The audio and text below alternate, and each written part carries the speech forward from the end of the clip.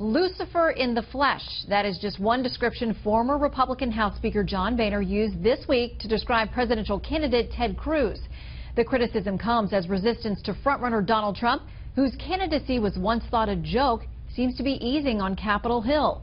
Chief Political Correspondent Carl Cameron tonight with the fights on the right.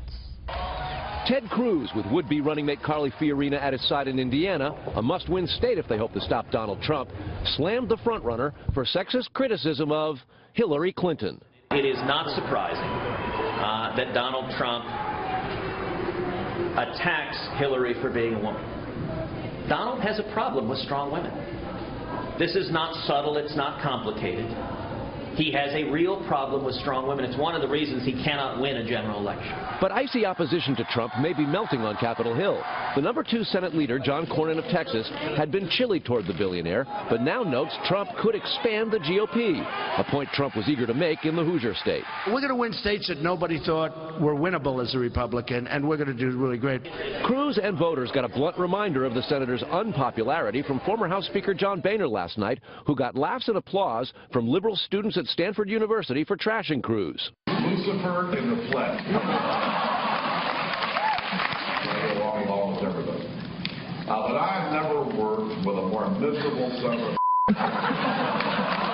Cruz said Boehner's letting his inner Trump out and slammed him as a bought and paid for Trump crony.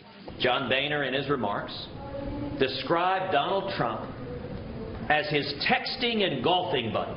And by the way, Donald Trump gave John Boehner's super PAC $100,000 just a few years ago. Cruz outraged GOP congressional leaders when, at his urging, House conservatives let a government budget shutdown go forward in 2013. Cruz argued today that he offered to negotiate with Boehner and got shot down. John Boehner's response was, I have no interest in talking to you. What possibly could be accomplished by having a conversation? No, I will not meet. Kasich's pulled out of Indiana to give Cruz a better shot at blocking Trump there. And Cruz is withdrawing from New Mexico and Oregon to give Kasich a boost in those states that vote in the weeks ahead. It saves resources for Cruz and Kasich, whose donations have slowed as Trump's momentum has grown. Trump says if he wins Indiana, the GOP race is over.